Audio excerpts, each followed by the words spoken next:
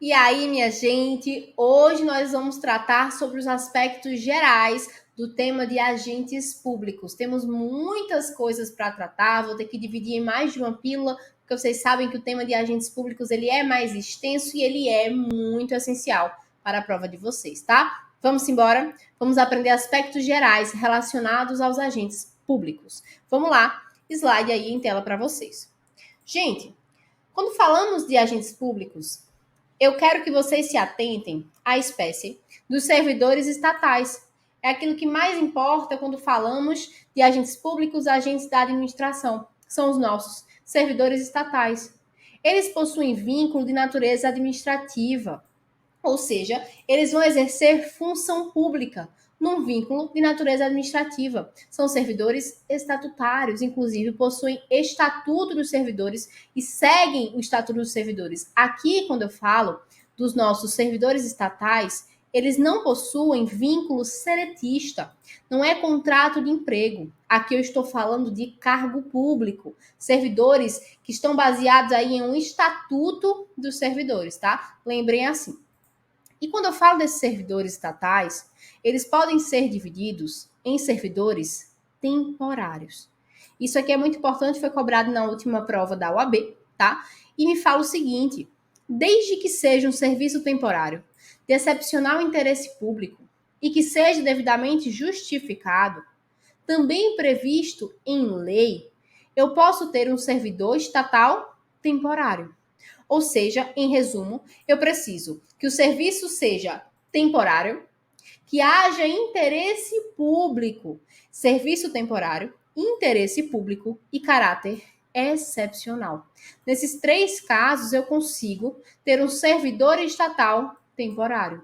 Isso está no nosso artigo 37, inciso 9 da Constituição Federal, que me fala que a lei estabelecerá os casos de contratação por tempo determinado para atender a necessidade temporária de excepcional interesse público. Lembrando mais uma vez, são servidores não seletistas. Eles possuem regime especial. Os servidores temporários possuem regime especial. Eles são temporários. Ainda que exista um interesse público, eles são temporários, porque existe ali um caráter excepcional. Mas sim, é possível e é constitucional. Geralmente a prova traz um caso concreto e pergunta se é possível a existência de um agente público de um servidor estatal temporário. E é, sim, constitucional, tá? Vamos lá, seguindo. Nós também temos os seletistas, e aqui é emprego público, né? Emprego público. Aqui, gente, eles vão atuar no exercício de atividades permanentes dos órgãos públicos, mas a diferença é que eles são vinculados por um contrato indeterminado relacionado à CLT. É um contrato indeterminado de emprego público. E ainda assim, eles precisam passar por concurso público. Então, tem essas características, né? Os seletistas são empregados públicos, eles são vinculados por contrato de emprego indeterminado, seletistas, mas eles devem ser aprovados em concurso público, tá? Essa aprovação em concurso público aqui dos seletistas também é muito cobrada em prova, porque é claro que querem confundir vocês, né? Pelo fato de eles serem seletistas, regidos por uma CLT, eles não precisariam de concurso. Mas, na verdade, eles precisam sim de concurso público, ok?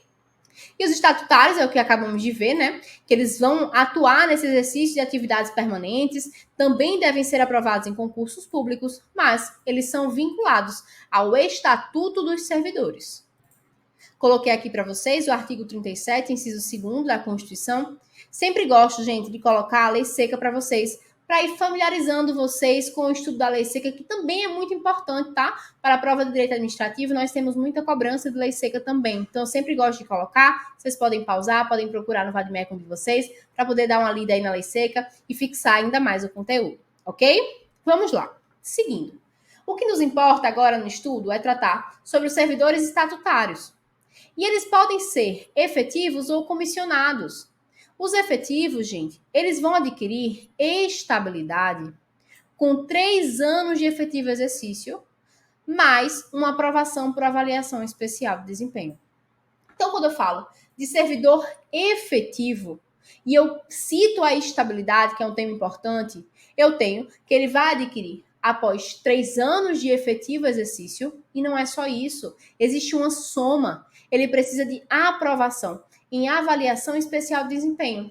Então, a soma de 3 anos de efetivo exercício, mais aprovação em avaliação especial de desempenho, eu não sei porque eu estou com 3 aqui na minha mão, porque eu gosto de fazer assim, mas em avaliação especial de desempenho, somando isso, ele vai adquirir uma estabilidade. E aí, muita atenção. Apenas os detentores de cargos efetivos podem adquirir estabilidade. Ou seja, os cargos comissionados, que são aqueles cargos em comissão, que também estão dispostos no artigo 37 da Constituição, eles não podem adquirir estabilidade, porque apenas os detentores de cargos efetivos adquirem estabilidade. Também constitucional, disposto no artigo 41 da nossa Constituição Federal. Vamos lá, seguindo. Com relação aos servidores estatutários, eu tenho aqui para vocês algumas regras. São regras de provimento. O provimento, gente, significa uma situação onde eu tenho um cargo vago e ele é ocupado. Existe um cargo vago sem ninguém, eu vou prover alguém. Isso é provimento, eu vou ocupar aquele cargo. E eu tenho formas de provimento, que pode ser originário ou derivado. Originário, gente, acontece pela primeira vez. É a origem, a sua origem naquela carreira. É a sua nomeação naquela carreira pela primeira vez. É originário. Já o provimento derivado, o nome já diz, ele vai derivar da existência de um provimento originário anterior. Ou seja, ele vai ocupar outros cargos dentro da mesma carreira que já ocupou anteriormente. Então, não é uma nomeação originária, ele já entrou ali naquela carreira, mas ele vai ocupar outros cargos. E aí, quando eu falo, gente, desse provimento derivado, prestem muita atenção. A súmula vinculante 43, porque ela me fala que é inconstitucional qualquer forma de provimento que permita a um servidor sair de uma carreira e ingressar em outra carreira sem concurso público. Esse provimento derivado aqui, ele ocorre dentro da mesma carreira. É inconstitucional eu sair de uma carreira para outra carreira sem concurso público. Isso não pode acontecer, tá? Súmula vinculante 43. Falando um pouquinho de concurso público, eu trouxe para vocês algumas regrinhas, alguns pontos que eu vou bater rapidinho com vocês. Gente, é o edital que estabelece o prazo de validade de um concurso público. Então, pela Constituição, o prazo é de até 2 anos. Até 2 anos. Mas é o edital que vai estabelecer. Ele pode colocar 1 ano? Pode. Ele só precisa se limitar a 2 anos. A prova vai trazer para vocês que é a lei que define, mas não é. É o edital do concurso público que vai definir o seu prazo de validade. Também, gente, importante, direito subjetivo à nomeação. O aprovado dentro do número de vagas estabelecidas no edital possui direito subjetivo à nomeação, além de 2 outras hipóteses, que é quando for preterida sem prestar atenção na ordem de classificação ou nomeação. Então, existiam 5 vagas, eu estava em 4º lugar, mas a 5ª pessoa foi chamada. Existe um direito subjetivo à nomeação para mim aí. Ou então, quando há a criação de um novo concurso ou de novas vagas pelo poder público sem qualquer justificativa e eu estou ali aguardando, eu já estou aprovado. Então, nesses 3 casos, quando eu estou dentro do número de vagas, quando não é observada a ordem de classificação, ou quando há a criação de novos cargos ou concursos públicos, eu tenho direito subjetivo à nomeação.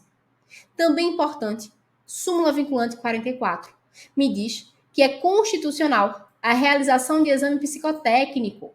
E essa realização de exame psicotécnico precisa estar prevista em lei. E eles vão querer confundir com aquela regra do prazo de concurso público. O prazo do concurso público é previsto pelo edital. Já a realização do exame psicotécnico precisa ser prevista em lei. Não confundam, vão querer trocar isso, vocês não vão errar. Mais um ponto importante. A gestante tem direito de remarcação do TAF. Mais um também, gente, aqui é acelerado. É constitucional a previsão de cláusula de barreira. Gente, muito cuidado com cláusula de barreira, que vocês acabam se confundindo por achar que barreira está errado. Gente, cláusula de barreira nada mais é do que, por exemplo, eu tenho uma primeira fase de concurso público e eu informo que apenas serão aprovados para a segunda fase aqueles que acertarem 50% da prova. É um filtro, é uma cláusula de barreira, buscando a eficiência da administração pública. Eu vou filtrar para que eu seja eficiente. Não adianta eu responder a prova de pessoas que acertaram 2%, 10%. Eu preciso limitar. Então, essa cláusula de barreira, ela é constitucional. Mais um tópico importante. No âmbito da federal, né, 20% das vagas vão ser destinadas, né, a negros e pardos. E o critério é a autodeclaração, que pode mesclar com a heteroidentificação. Então, no âmbito federal, 20% das vagas são destinadas a negros e pardos.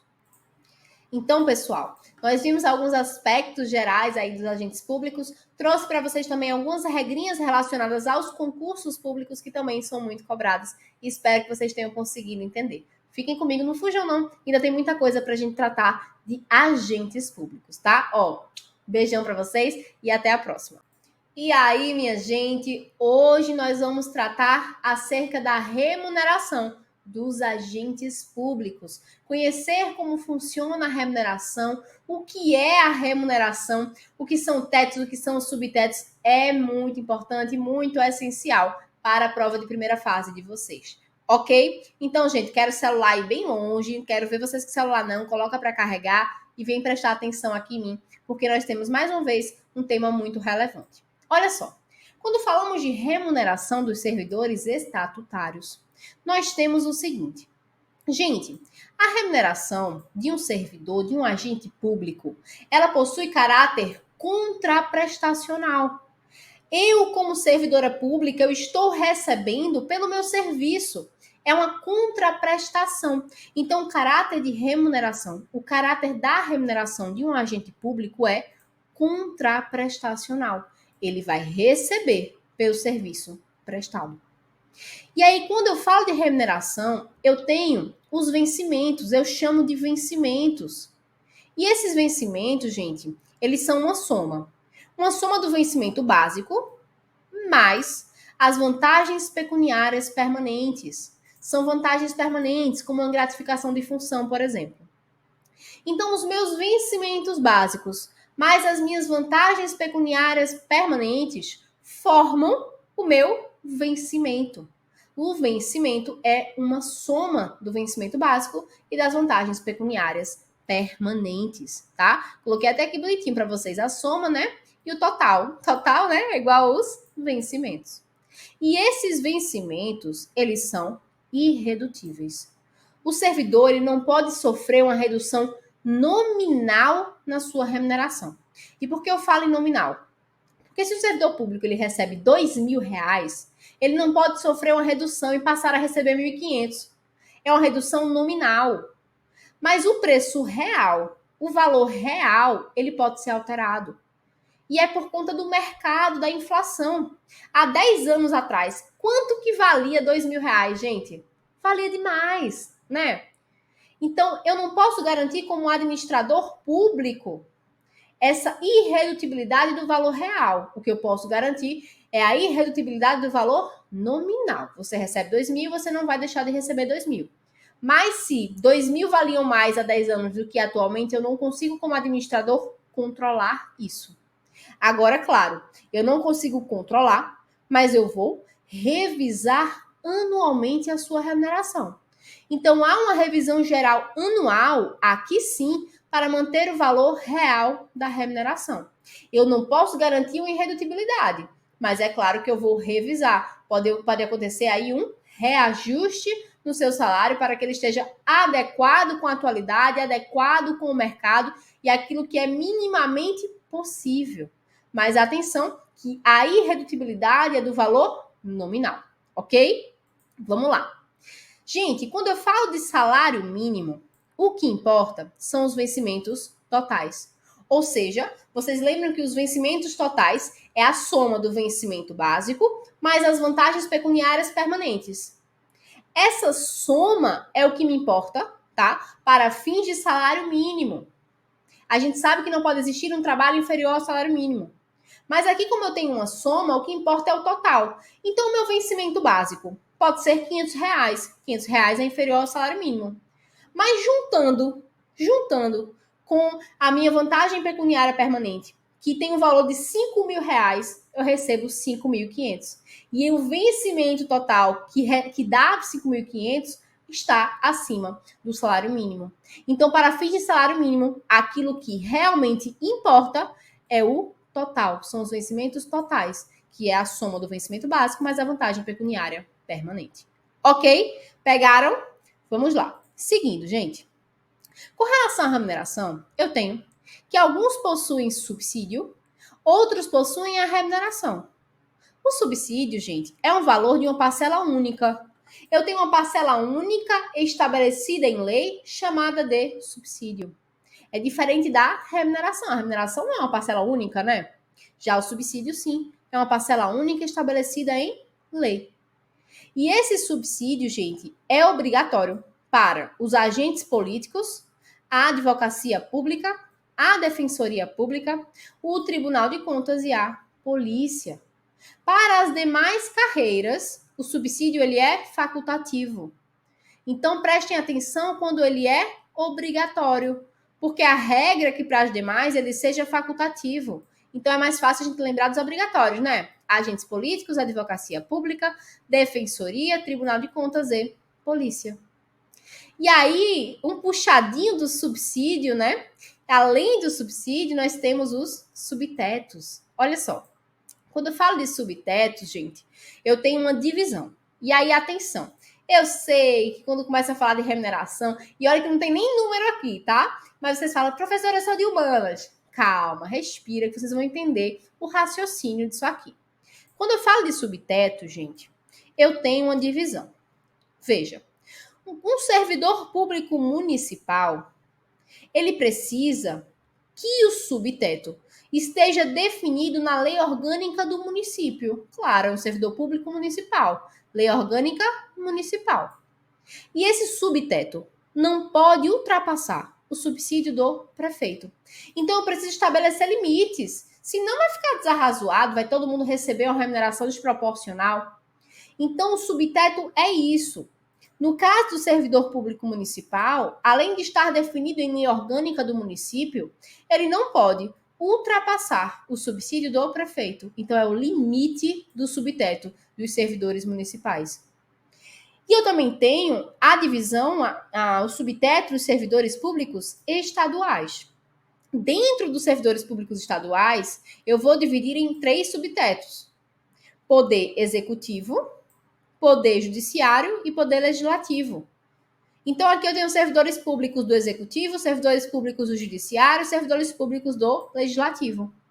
Quando eu falo do poder executivo, o subteto, o limite, o subteto é o subsídio do governador do estado. Quando eu falo de poder judiciário, o subteto é o subsídio do desembargador do Tribunal de Justiça.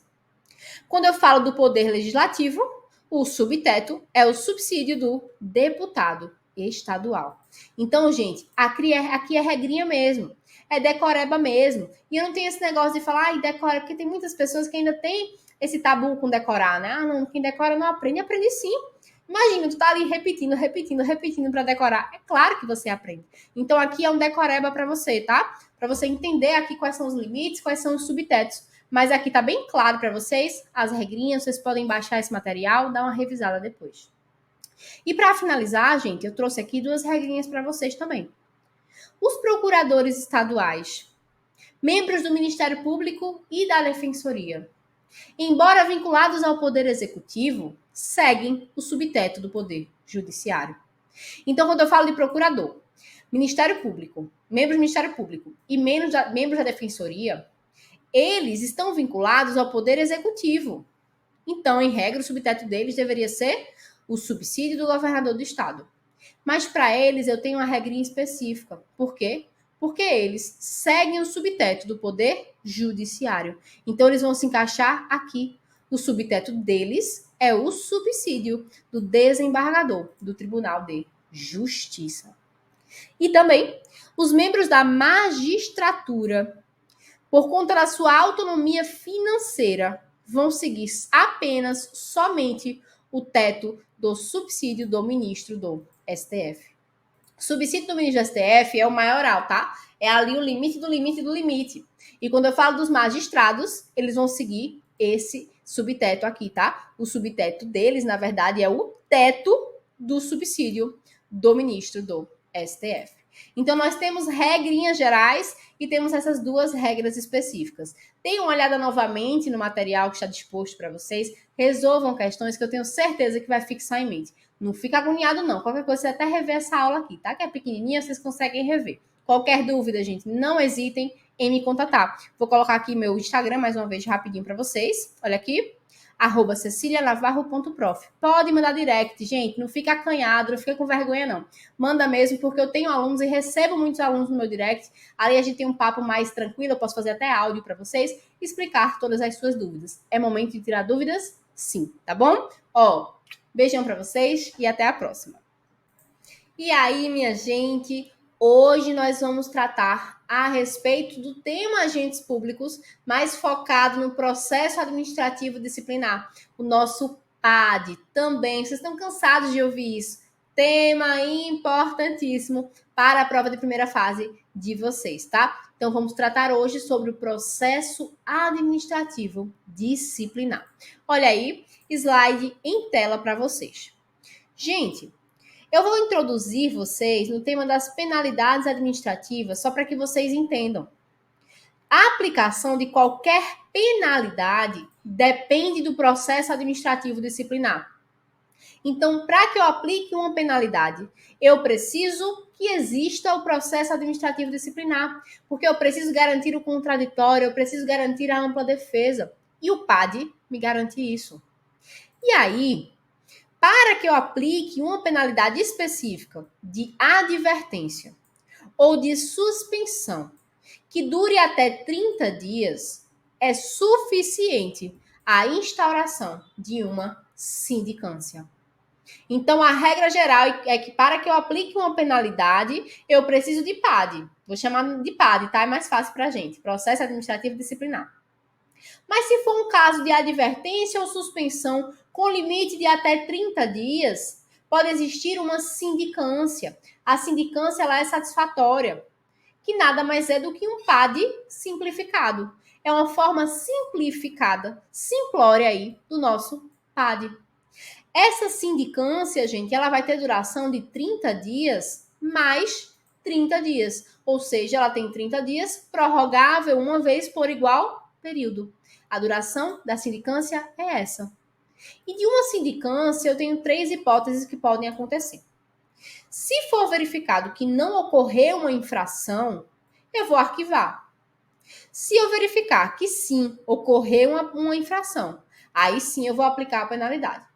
Mas se eu verificar que foi cometida uma infração mais grave, aí sim eu vou precisar instaurar o PAD. Porque a sindicância, aqui na sindicância, só vai caber a advertência ou a suspensão até 30 dias. E se eu tenho algo mais grave, uma infração mais grave, aí sim eu vou precisar apurar pelo PAD, que não é um procedimento simplificado, é um procedimento mais robusto, para apurar, né, seriamente essa infração. Então, pegaram, vocês entenderam a sindicância? É um processo administrativo disciplinar simplificado para advertência e suspensão de até 30 dias, ok? Vamos lá. Seguindo, gente. Com relação à prescrição das sanções.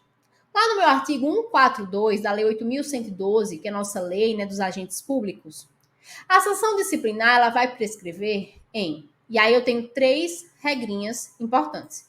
E essas 3 regrinhas são válidas para sanções diferentes. Então, muita atenção aqui. Nessa aula, eu vou precisar utilizar mais os slides para que vocês fiquem mais atentos às regrinhas, tá? Olha só. A sanção disciplinar prescreverá em 5 anos com relação às infrações puníveis com demissão, cassação de aposentadoria ou disponibilidade e destituição de cargo em comissão. Então, se eu tiver uma pena de demissão, cassação de aposentadoria ou disponibilidade e destituição de um cargo em comissão, a minha prescrição, a sanção disciplinar vai prescrever em 5 anos. É a minha regra, ok? Também, a minha sanção disciplinar vai prescrever em 2 anos com relação à suspensão. E vai prescrever em 180 dias com relação à advertência. Então, vocês percebem que o prazo vai diminuindo de acordo com a severidade da pena, né? Então, eu tenho 180 dias para advertência, 2 anos para suspensão e 5 anos para as infrações mais complexas, né? Puníveis com demissão, cassação de aposentadoria ou disponibilidade e destituição de cargo em comissão. E com relação a todos esses prazos, eles vão iniciar a contagem, vão começar a correr da data que o fato se tornou conhecido. Então, aquele fato que levou a uma sanção disciplinar, eu preciso saber a data que eu tive conhecimento e a partir daquela data eu vou começar a correr, vai começar a correr o prazo prescricional, seja de 5 anos, 2 anos ou 180 dias, ok? Pegaram isso? Vamos lá. Seguindo. Gente, trouxe para vocês aqui um tópico bem importante e bem cobrado em prova, tá? E é um tópico tranquilo, porque ele é pequenininho e é cobrado assim mesmo. A instauração do PAD, ela vai interromper aqueles prazos de prescrição para a aplicação da penalidade. Então, a partir do momento que eu instauro um PAD, um processo administrativo disciplinar, aqueles prazos de prescrição, eles são interrompidos. E de acordo com a minha súmula 635 do STJ, esse prazo só voltará a correr após 140 dias. Então, para a prova objetiva, é muito importante que vocês saibam que a instauração do PAD interrompe o prazo prescricional e que ele se reinicia após 140 dias, ok? Vamos lá. Chegamos agora, gente, na escadinha, digamos, do PAD. Existe ali as fases do PAD. E eu vou passar aqui com elas, sobre elas para vocês. Olha só. Eu tenho a instauração do PAD, gente. Para a instauração do PAD, eu tenho um prazo de 60 dias, prorrogável uma vez por igual período. Essa instauração, ela vai se dar por meio de portaria de instauração. É o nome que damos, né? A portaria de instauração. Estou instaurando o PAD. E essa portaria de instauração, gente, ela prescinde da exposição detalhada dos fatos a serem apurados. E eu tenho isso em entendimento sumulado. É a minha súmula 641 do STJ. Ou seja, eu não preciso, na portaria de instauração, expor detalhadamente os fatos. Não é necessário. A minha súmula vinculante me diz isso expressamente. Prescinde da exposição detalhada dos fatos a serem apurados, ok? Mas a instauração, ela continua se dando por meio de uma portaria de instauração. O PAD, gente, ele pode ser instaurado por provocação ou de ofício, né? Claro, temos a autotutela aí da administração pública, ela pode instaurar de ofício. E aí um ponto importantíssimo, coloquem aí estrelinha, asterisco, coração. Quando eu falo da instauração do PAD, eu tenho que ele pode ser feito por denúncia anônima. É isso mesmo. E aqui, gente, eu posso dizer que eu tenho mais da metade das questões de prova. Quando eu falo do PAD, do processo administrativo disciplinar, pode existir uma instauração baseada em denúncia anônima. Agora, é claro, temos a súmula 611 do STJ, que me diz que essa denúncia anônima ela precisa ser devidamente motivada. E é necessário um amparo em investigação ou sindicância. Então, não vou simplesmente receber a denúncia anônima e ir. Eu preciso investigar, eu preciso de uma sindicância, eu preciso de motivos para que essa denúncia anônima seja aceita. Mas sim, em regra, a denúncia anônima ela é aceita sim no PAD, ok? Muito importante isso, muito relevante para vocês. Seguindo, ainda na instauração do PAD, gente, eu tenho que a portaria ela é expedida e eu vou designar uma comissão processante. Essa comissão ela é composta por 3 servidores públicos estáveis. Atenção, tá? E eles não podem ser parentes até 3º grau, claro, nem cônjuge ou companheiro do acusado.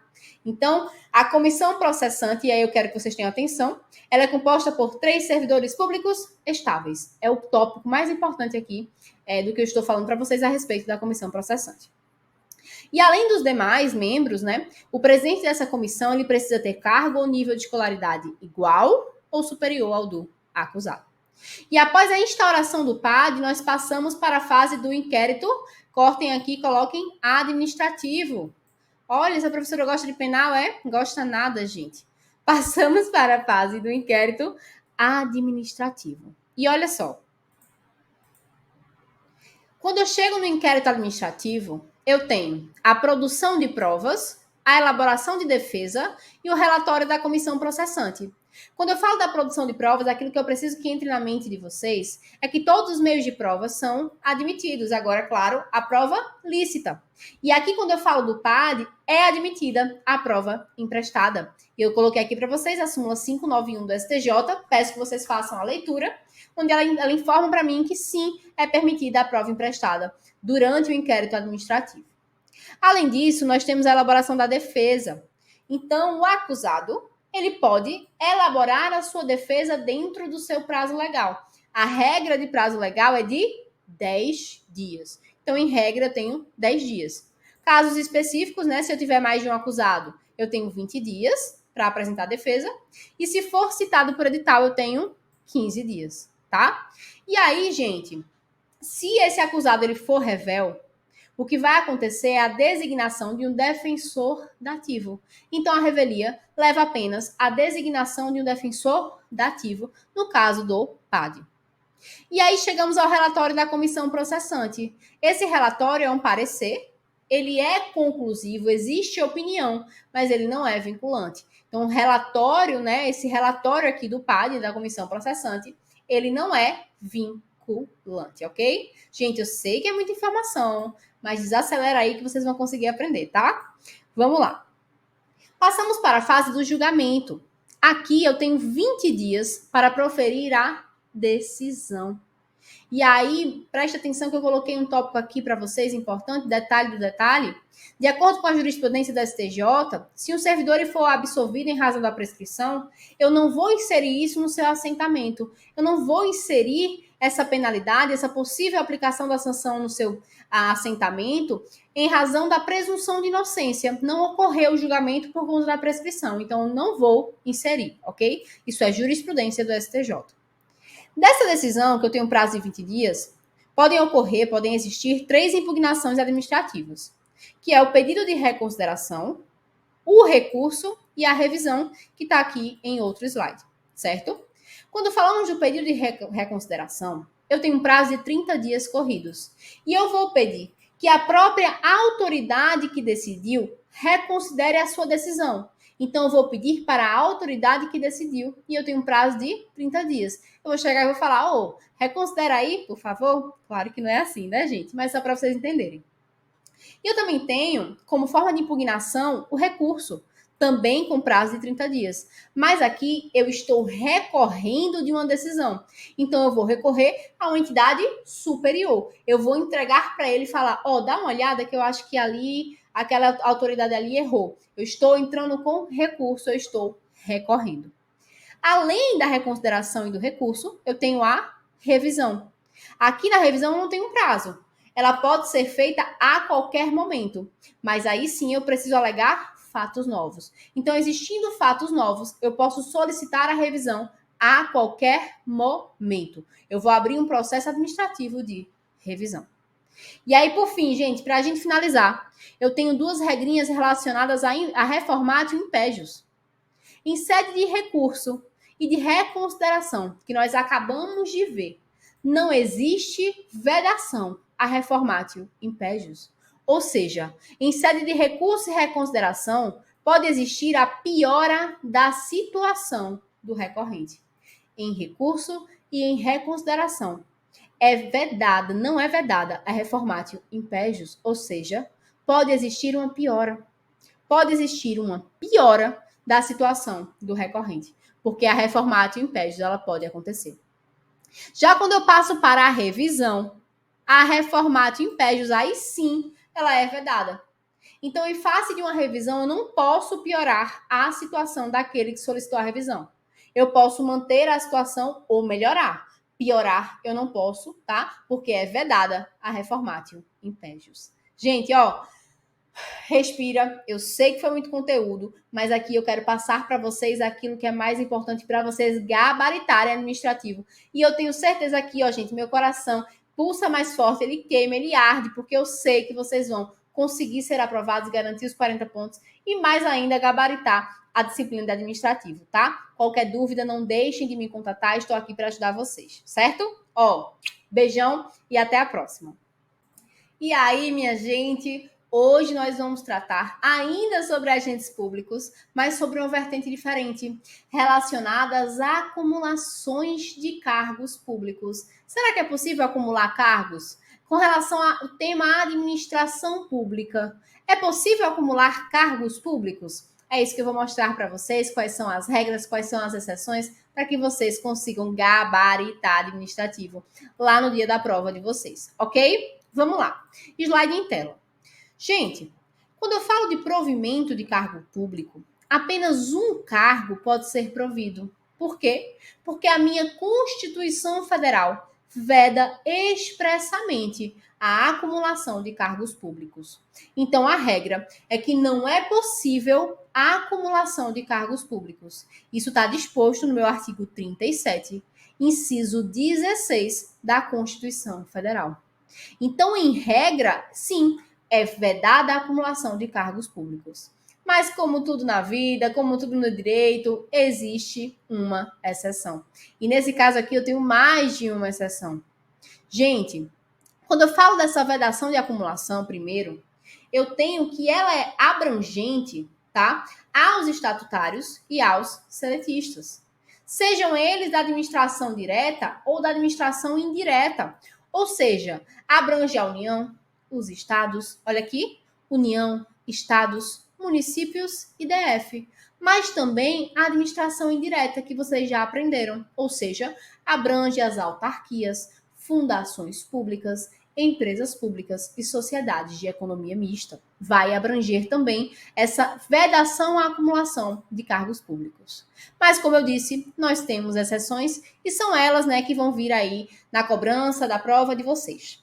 Gente, eu posso acumular 2 cargos de professor, 2 cargos de profissionais de saúde, inclusive os profissionais de saúde das carreiras militares, um médico militar, por exemplo. Posso acumular também um cargo técnico ou científico. Cargo técnico, gente, é aquele que exige formação técnica. Cargo científico é aquele que exige formação superior. Então, eu posso acumular um cargo técnico ou científico, mais um cargo de professor. Inclusive, o juiz e o promotor, eles podem acumular, tá? Com o cargo de professor, porque são considerados cargos científicos. E eu também posso acumular um cargo efetivo, mais um cargo de vereador. Então, essas são as minhas exceções, são as hipóteses onde eu posso acumular cargos e empregos públicos. E, gente, aqui eu preciso que vocês tenham atenção e que vocês decorem mesmo. Repitam, repitam, repitam, até a decoreba virar aprendizado. Então, vou repetir com vocês, olha só. Eu posso acumular 2 cargos de professor, 2 cargos de profissionais de saúde, inclusive militares, um cargo técnico ou científico mais professor, inclusive juiz promotor, e um cargo efetivo mais um cargo de vereador. Então, minha regra é a vedação, mas eu tenho essas exceções aqui constitucionais. Agora, atenção. Além, né, dessas hipóteses aqui, dessas exceções, está tudo rabiscado que eu mostrei para vocês, eu preciso que exista compatibilidade de horários. Então, esses cargos acumuláveis precisam ser compatíveis nos seus horários.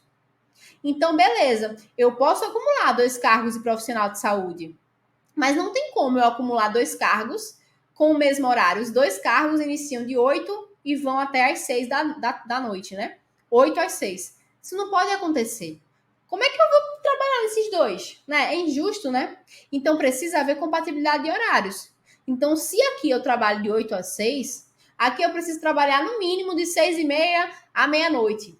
Deve existir compatibilidade de horários. Eles precisam ser compatíveis. Eu preciso estar presente em ambos os trabalhos, em ambos os cargos e empregos públicos, tranquilamente, de forma que não seja injusto.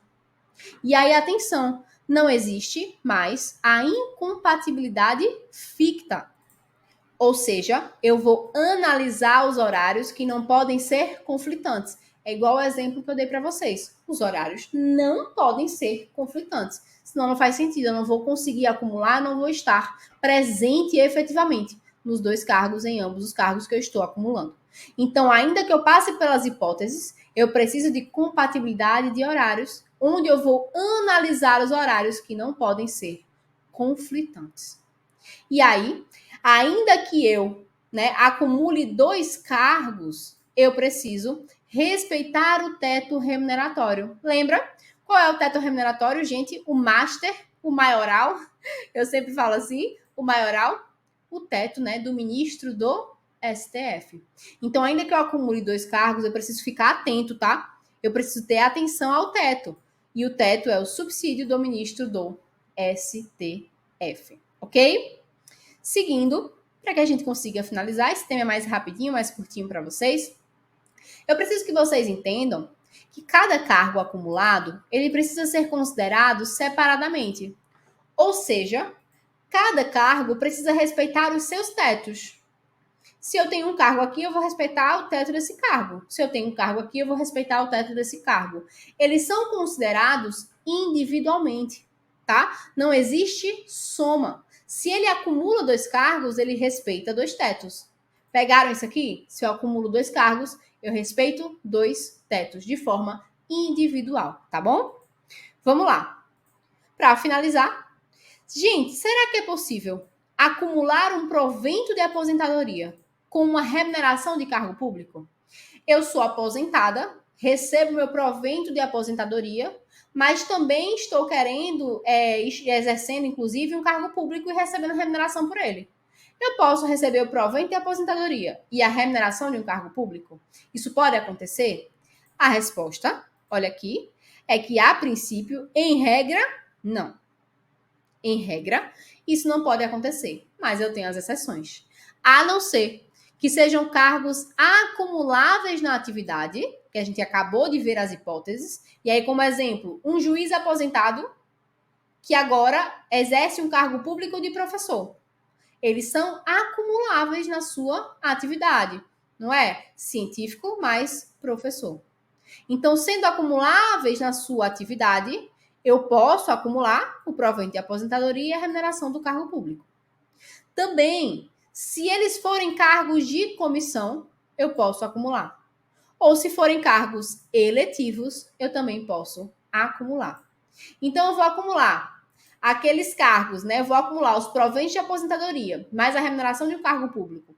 Naqueles cargos que são acumuláveis, propriamente ditos, acumuláveis em sua origem, nos cargos que são de comissão em comissão e nos cargos que são eletivos.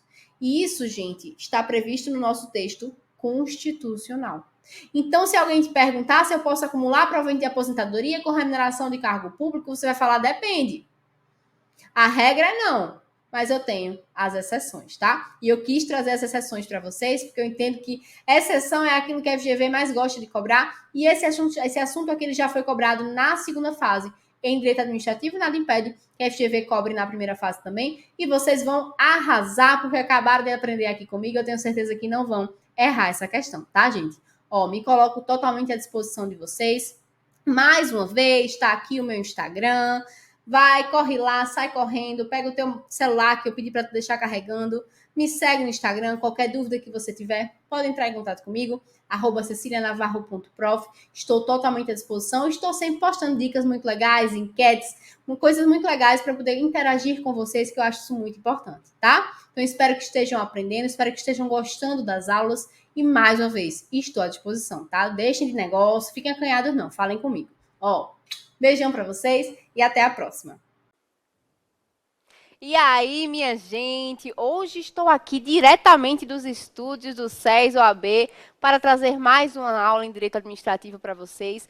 Hoje nós vamos tratar do tema de serviços públicos, mais especificamente sobre as classificações dos serviços públicos. É um tema relevante, importante para a prova de vocês. Eu entendo e eu sempre falo para vocês que existe uma escadinha no direito administrativo, né? Então vocês precisam entender, primeiramente ali a classificação, os conceitos, para conseguir entender o que propriamente e efetivamente é cobrado em prova. Quando a gente fala de serviços públicos, as concessões, as PPPs são mais cobradas em prova. Mas é importante que vocês aprendam sobre as classificações. Então vamos embora? Olha só o slide aqui em tela para vocês. Gente, quando eu falo da classificação de serviços públicos, eu tenho 4 espécies.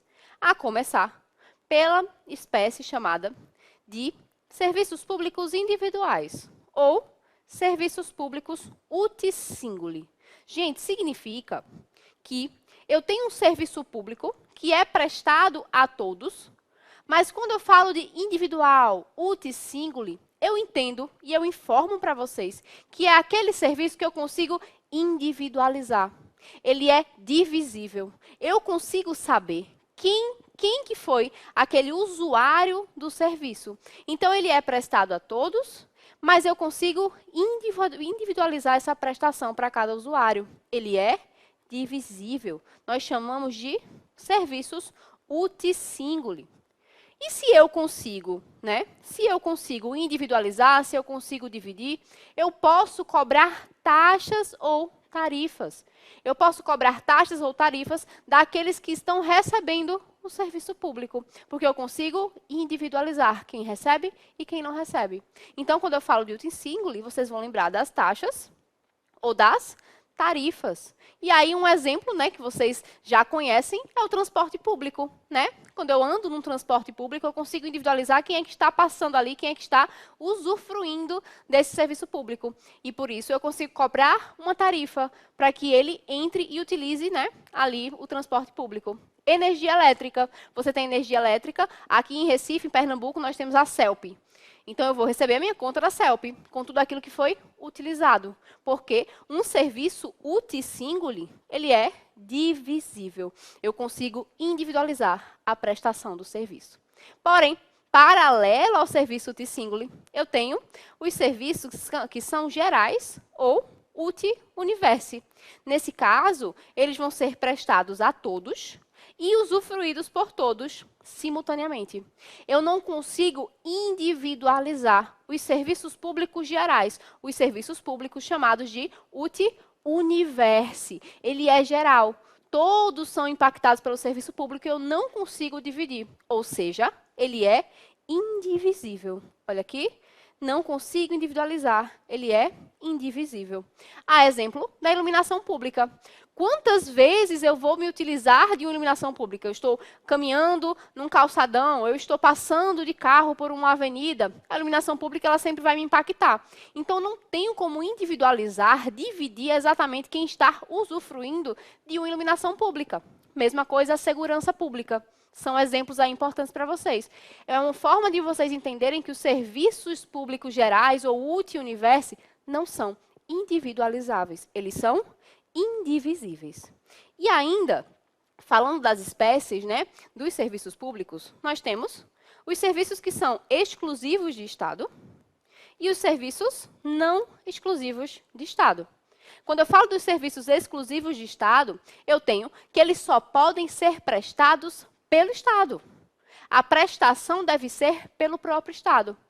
E aí eu faço uns puxadinhos aqui para vocês, por quê? Dos serviços exclusivos de Estado, eu tenho serviços que são indelegáveis, os que são delegáveis e os de delegação obrigatória. Quando eu falo de serviços públicos exclusivos de Estado indelegáveis, é propriamente o que eu estou trazendo para vocês. O serviço ele só pode ser prestado pelo Estado, diretamente, é indelegável, não pode ocorrer a delegação de competência. Então, quando eu falo num serviço exclusivo de Estado indelegável, eu tenho que o Estado vai prestar diretamente, sem delegação. E aqui o mais importante para vocês é conhecerem os serviços exclusivos de Estado que são delegáveis. Então, nesse caso aqui, a administração, o poder público, ele pode prestar direto ou indiretamente, mas também pode haver uma delegação. E essa delegação acontece mediante os contratos de concessão ou permissão, inclusive, que vocês vão aprender daqui a pouquinho, tá? Então, quando falamos em indelegáveis, não há delegação. Delegáveis, há sim delegação, mediante os contratos de concessão e permissão. E também temos a delegação obrigatória, né? Agora que eu já aprendi que a delegação fica mais fácil. Aqui, o Estado ele vai ter o dever de prestar e de delegar. Ele não pode prestar o serviço sobre o regime de monopólio. Ele tem o dever, é obrigatória a delegação. Então, vocês aprenderam aqui sobre os indelegáveis, delegáveis e delegação obrigatória. E eu também tenho os serviços públicos não exclusivos de Estado. Nesse caso aqui, dos não exclusivos, não exclusivos, o Estado ele vai ter o dever de prestar e o particular ele tem o poder de prestar por iniciativa própria. A exemplo dos serviços de saúde. O Estado ele tem o dever de garantir a saúde. O particular, ele pode garantir a saúde por iniciativa própria, através de um hospital particular. Mas o serviço público, o poder público, ele tem que garantir ali um hospital público, uma saúde pública. São serviços não exclusivos de Estado. Podem ser praticados pelo próprio Estado ou pelo particular. A exemplo da saúde que eu dei para vocês e dos serviços de educação. Estão conseguindo me entender? Espero que sim. Fica aqui, ainda tem coisa, olha só. Gente, ainda, eles podem ser serviços públicos por outorga ou por delegação. O serviço público por outorga é o que nós chamamos também de descentralização por serviço. Significa que o poder público ele vai transferir a titularidade do serviço para uma pessoa jurídica de direito público, claro, mediante lei. Então, quando eu falar em outorga, eu estou falando da transferência da titularidade do serviço. E vocês vão entender o porquê disso aqui quando a gente fala de delegação. Na delegação, que eu posso chamar de descentralização por colaboração, eu tenho que ela é feita às entidades privadas ou particulares. E aqui, gente, é a transferência do poder de executar o serviço. Então, quando falamos de outorga, eu estou passando a titularidade do serviço. Quando falamos de delegação, eu estou transferindo a execução do serviço e não a titularidade. Ok? Estão conseguindo pegar? Espero que sim, gente. Claro que eu vou fazer aquele meu merchan. Coloquei aqui no final, ó, meu Instagram para vocês, @cecilianavarro.prof. Podem me seguir por lá, acompanhar. Eu sempre posto muitas coisas legais relacionadas ao direito administrativo, à vida como um todo, né? De alguém que estuda para a OAB. E gosto muito de receber vocês no meu direct, tá? Então, caso vocês consigam, me sigam lá, @cecilia.prof. E eu lembro a vocês, né? Cadê o celular? Tá carregando em outro cômodo, é? Correto, é isso mesmo. Mas pega lá rapidinho, me segue ali rapidinho para acompanhar tudo que eu tenho trazendo aí para vocês, tá? Ó, um beijão e até a próxima. E aí, minha gente, voltei para tratarmos de mais um tema muito importante sobre o direito administrativo, que são as PPPs, as nossas parcerias público-privadas, né? Um puxadinho aí das concessões que vocês já aprenderam. Então, sem delongas, temos muita coisa para ver. Vou colocar em tela aqui o meu slide para vocês. Gente, quando falamos das parcerias público-privadas, eu tenho a Lei 11.079 de 2004, trazendo essas duas novas espécies especiais de contrato de concessão. Então, as minhas PPPs são contratos de concessão, são concessões especiais. E elas serão divididas em duas: concessão patrocinada ou concessão administrativa. Quando eu tenho uma concessão patrocinada, a empresa, né, a concessionária, aquela que presta o serviço, ela é remunerada pelo usuário, mas recebe uma parcela da administração. Ou seja, a concessionária, ela recebe ali a tarifa do usuário, ela é remunerada pelo usuário, mas eu também tenho uma prestação, uma remuneração da própria administração pública. É uma soma. E essa soma acontece, gente, porque é o próprio poder público patrocinando essa concessão para garantir a modicidade das tarifas. Então, para garantir a modicidade das tarifas, aquela concessionária não conseguiria continuar o seu objetivo recebendo apenas as tarifas do usuário. E aí elas precisam de uma forcinha, de um empurrãozinho. E aí entra o poder, né, a administração pública, patrocinando essa concessão. Então, eles vão receber uma remuneração que parte da tarifa do usuário e uma remuneração também prestada pela própria administração pública. E olha só, esse máximo, o limite máximo que uma administração pode pagar é de 70% da remuneração da concessão. Então, até 70% dessa soma pode ser aquela parcela da administração pública, mas pelo menos 30% precisa ser proveniente das tarifas dos usuários. Então, eu não posso ali, porque senão vai acabar distratando, não vai ficar com o objetivo e característica de uma PPP. Então, na PPP, eu preciso ter ali também a tarifa do usuário, pelo menos 30%, e até 70% aí pago pelo próprio administrador público. Assim, eu tenho como caracterizada uma PPP, tá? Olha só, já quando eu falo da concessão administrativa, eu tenho que a administração pública, o poder público, é o próprio usuário direto ou indireto do serviço. Ou seja, ele vai ficar integralmente responsável pelo pagamento das tarifas, porque a própria administração, o próprio poder público é o usuário direto ou indireto do serviço que está sendo prestado pela concessionária. Então, ele vai pagar tudo em sua integralidade. E aí, coloquei aqui um exemplo para vocês, um presídio construído pelo Estado. A administração pública é usuária direta e indireta do presídio, né? Então, ela que vai custear aí a remuneração e o pagamento para a concessionária de serviço público. Fechou? Vamos lá. Seguindo. Trouxe alguns pontos importantes sobre as PPPs.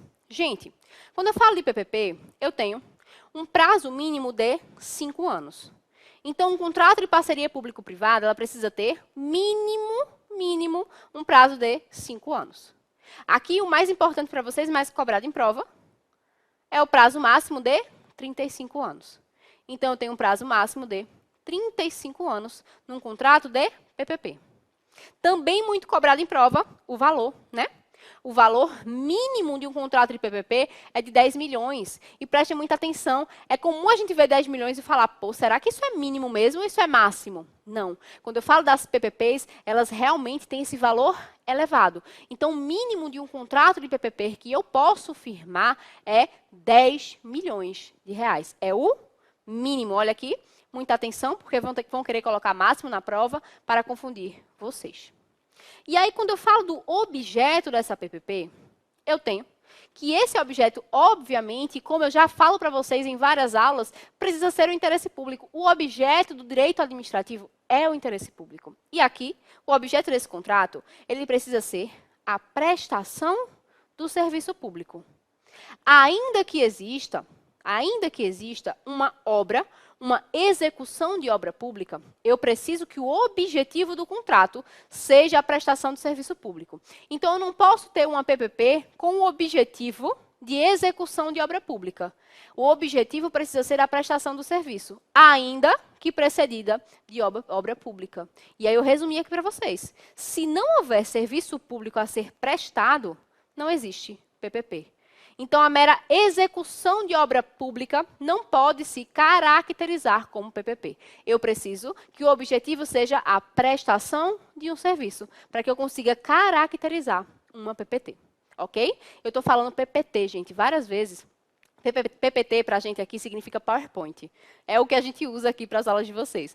Mas é PPP, minha gente. Repitam comigo, porque, pelo amor de Deus, PPP, parcerias público-privadas. Ok? Vamos lá para a tela. Gente, ainda algumas características importantes.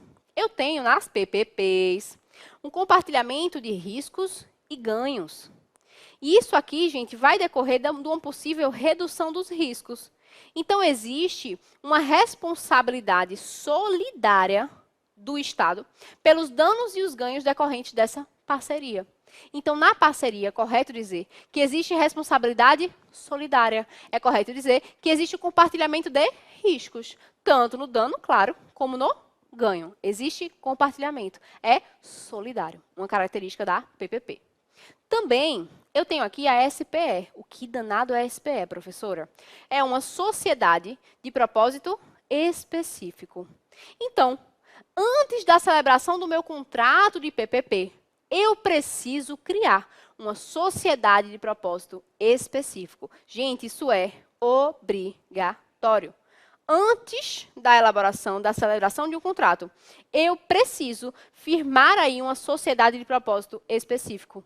E a ideia é que ela fique responsável pela gestão do contrato de PPP, sendo imparcial. Ela vai ser imparcial ao gerir o contrato de PPP. E aí, atenção aqui para vocês, ó. O poder público, ele não pode ter a maioria das ações com direito a voto nessa sociedade de propósito específico, justamente para manter essa imparcialidade. Se eu entregar a maioria das ações com direito a voto para o poder público, né, a parcialidade é mais comum, pode ser que aconteça. Então, para manter essa imparcialidade, eu não posso entregar ao poder público a maioria das ações com direito a voto numa sociedade de propósito específico. Gente, espero que tenham entendido. São exemplos importantes, características importantes relacionadas às concessões de serviço público, tá? Fiquem comigo, não fujam não, ó. Beijão para vocês e até a próxima. E aí, minha gente, voltei aqui mais uma vez nesse estudo maravilhoso do SES para tratar com vocês ainda sobre os serviços públicos, mas agora especificamente sobre as concessões de serviço público, que é muito importante para a prova de vocês. Eu sempre falo, vocês estão cansados de ouvir que é importante, e é mesmo, é essencial para vocês, tá? Sem delongas, vamos lá para o slide comigo. Olha só, gente, quando falamos da concessão de serviço público, eu quero que vocês entendam dois conceitos. O que é um poder concedente e o que é uma concessionária. Quando eu falo de poder concedente, eu digo que eu tenho a União, os estados, Distrito Federal e municípios. São os meus poderes concedentes. Eles podem ser o poder concedente de uma concessão. Mas o que significa um poder concedente dentro de uma concessão? Significa, gente, que são aqueles entes que vão manter a titularidade do serviço público e vão delegar apenas o poder de execução do serviço público. Vocês lembram lá do conceito de outorga e delegação? Aqui é delegação, tá? Eles vão transferir somente a execução do serviço, mas eles, como poder concedente, vão manter para si a titularidade do serviço. Esse é o poder concedente. E vocês vão lembrar da União, dos estados, Distrito Federal e municípios. Também, eu tenho a figura das concessionárias. Quando eu falo de concessionária, eu tenho a pessoa jurídica ou o consórcio de empresas que vai executar o serviço público. Então, aquele serviço público que foi delegado pelo poder concedente, ele vai ser executado por uma concessionária. E essa concessionária de serviço público pode ser pessoa jurídica ou consórcio de empresas. Então, tenham muita atenção aqui, porque pessoa física não pode ser concessionária. Eu não tenho pessoa física aqui. Eu tenho apenas pessoa jurídica ou consórcio de empresas, tá? Para executar esse serviço público que foi delegado. E aí, uma atençãozinha para vocês, para que vocês entendam o todo. A concessão de serviço público, ela tem natureza de contrato administrativo. Então, ela vai ser regulada pela Lei 8.987 de 98, porque a própria concessão em si, ela tem natureza de contrato administrativo. Estou fechando um contrato de concessão de serviço público. Só um detalhe para vocês ficarem cientes. Vamos lá, seguindo. A minha concessão de serviço público, ela pode ser simples ou precedida de obra pública. Quando eu tenho uma concessão de serviço simples, significa que é uma concessão remunerada pelo usuário. Eu estou ali delegando a execução de um serviço e a concessionária ela vai receber o pagamento pelos próprios usuários, através das tarifas dos usuários. Essa é a minha concessão simples. A concessionária vai executar o serviço e vai ser remunerada pelo usuário. Mas também eu tenho aquela concessão precedida de obra pública. Nesse caso, a empresa ela vai executar uma obra pública que será necessária para a execução do serviço. Então, por exemplo, digamos, eu preciso de criar mais um metrô. Aqui em Pernambuco tem muito metrô, acredito que em todas as cidades também. Eu preciso criar mais uma linha metroviária. Então, eu vou chamar uma concessionária, vou pedir que ela inicie a obra pública, ela vai criar todas as linhas, os metrôs, tudo bonitinho, para depois ela explorar esse serviço. Então, ela vai construir, tem uma obra pública ali, para que depois da obra estar concluída, ela consiga usufruir das tarifas dos usuários. Então, existe ali uma obra pública. Por isso que a gente chama de precedida de obra pública. Ele vai investir nessa obra e depois vai explorar o serviço decorrente dela. Nesse caso, o serviço metroviário, né? A gente paga uma taxinha e é entregue aí para a concessionária, que inclusive executou a obra pública. Então, você aprendeu que ela pode ser simples, que ela vai ser remunerada pelo usuário normalmente, ou precedida de obra, onde eu vou ter uma obra antes para depois explorar o serviço decorrente dela. E aí, quando falamos de concessão de serviço público, eu tenho que a modalidade de licitação das concessões precisa ser apenas a concorrência ou o diálogo competitivo. E aí tenho muita atenção, historicamente, né, a nossa licitação aqui na concessão era a concorrência. Mas com o advento da 14133, a nossa nova lei de licitações, nós temos também o diálogo competitivo entrando aí, tá? Ou seja, concorrência e diálogo competitivo são as modalidades licitatórias quando eu falo de concessão de serviço público. Um detalhe importante para vocês não serem pegos de surpresa, tá? Vamos lá. Seguindo, gente. E aqui eu fiz um resuminho para vocês. Nessa concessão, a administração contrata a empresa presta o serviço e quem paga é o usuário. Aqui uma concessão simples, é a nossa regra, como vamos tratar. E aí é exemplo do transporte público, ou seja, a empresa contrata o Estado contrata a empresa que é a minha concessionária, então o poder concedente contrata a concessionária, que vai ali prestar os serviços e será remunerado pelo usuário. A exemplo do transporte público que paga a taxa, a exemplo do metrô que paga ali a taxa, tá? E aí, gente, coloquei uma atenção para vocês. É possível, nessa concessão de serviços públicos, buscar fontes alternativas de receita para atender ao princípio da modicidade, na verdade, eu misturei modicidade com motivação. Para atender ao princípio da modicidade das tarifas, eu posso ter fontes alternativas de receita. E eu coloquei até aqui ó, uma foto para vocês. Essa publicidade aqui desse colégio master, atrás desse transporte público, desse ônibus, é uma fonte alternativa de receita. Porque esse colégio master, né, Master Santa Catarina aqui embaixo, né? Pronto, esse colégio master, ele pagou, né, pela publicidade no ônibus. Então, além da tarifa ali, né, do usuário, que ele tem que pagar para entrar no ônibus, ele também recebeu ali um pedacinho dessa publicidade. Ou seja, é uma fonte alternativa de receita, para que eu consiga manter equilibradas as minhas receitas e manter também a modicidade das tarifas. Eu não preciso aumentar tanto as tarifas dos usuários, porque o objetivo é sempre o interesse público. Então, a modicidade das tarifas vem em primeiro lugar. Também, eu tenho para vocês um tópico importante sobre a alteração unilateral do contrato. Gente, o Estado, ele pode modificar o contrato independentemente da aceitação da outra parte.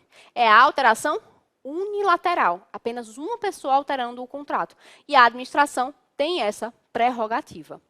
E eu também tenho a rescisão unilateral do contrato. Nesse caso aqui, também, o poder público ele vai extinguir a concessão unilateralmente. Mas aqui, eu preciso de processo administrativo.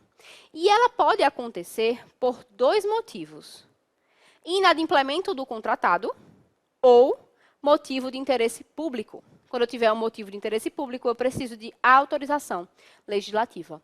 Mas daqui o que é importante para a prova de vocês é isso aqui, ó. Quando essa extinção da concessão se der por inadimplemento do contrato, eu vou ter uma caducidade. Quando essa extinção se der por motivo de interesse público, eu vou ter uma encampação. Então, é importante que vocês saibam diferenciar caducidade da encampação, porque na prova de vocês pode vir ali um caso concreto perguntando, nesse caso aqui dessa extinção desse determinado serviço público, o que foi que ocorreu? A caducidade? A encampação? Ocorreu uma alteração unilateral do contrato e não uma extinção? Então, é bom que vocês entendam sobre esses conceitos, sobre esses institutos. Então, caducidade, vocês vão lembrar de inadimplemento do contratado. E encampação, vocês vão lembrar de interesse público. E aí, um ponto importante aqui, eu coloquei aqui embaixo para vocês, é que é permitida a arbitragem em todos os contratos administrativos. Se a concessão ela tem natureza de contrato administrativo, eu posso sim ter arbitragem na concessão de serviço público. Isso é um tópico importante para vocês, tá? Para a gente fechar, eu trouxe aqui a intervenção do poder concedente. Gente, quando existirem indícios de irregularidade, a administração ela pode intervir na concessão. Então, o poder concedente, pode ser a União, Estado, DF ou municípios, pode intervir na concessão se existir meros indícios, e atenção para os indícios de irregularidade. Isso vai acontecer por meio de um decreto de intervenção. E esse decreto vai afastar o gerente dessa concessionária e vai inserir um interventor para gerir toda a empresa durante o momento e o tempo da intervenção. Então, havendo indícios de irregularidade, o poder concedente pode aí interferir na concessão e ele vai retirar o gerente, vai inserir o interventor, que vai gerir a empresa durante esse período de intervenção. E aí, esse prazo, né, da intervenção é de 30 dias, tá? Eu tenho 30 dias para instaurar o processo administrativo. Eu não posso simplesmente chegar lá, né, e intervir, e ter um decreto de intervenção sem um processo administrativo. Esse processo administrativo precisa ser instaurado em até 30 dias. E ele precisa ser concluído em até 180 dias. Se eu verificar que não teve nenhuma irregularidade, eu vou extinguir a intervenção, né? E o interventor vai prestar as contas. Então, não teve nenhuma irregularidade, extingue-se aí a intervenção, sai o interventor, claro, prestando as contas, e volta o gerente. Mas, né, dessa intervenção é possível que ocorra a caducidade, houve algum inadimplemento, né, do contratado, né, quando for verificado que houve irregularidade ou inadimplemento da empresa. Então, pode ser que, durante essa intervenção, essa fiscalização, eu entenda que não houve irregularidade, porque meros indícios geram a intervenção, ou eu posso entender que sim, houve irregularidade, que pode gerar uma possível caducidade aí do contrato de concessão. Gente, chegamos ao fim da nossa aula. Espero que vocês tenham conseguido entender. Prestem atenção, baixem o material, resolvam questões, porque o tema de concessões do serviço público é, sim, muito, muito importante para a prova de vocês. E lembrando, mais uma vez, meu Instagram, caso tenha alguma dúvida, estou sempre disponível lá no direct, @cecilianavarro.prof. Um beijão para vocês e até a próxima.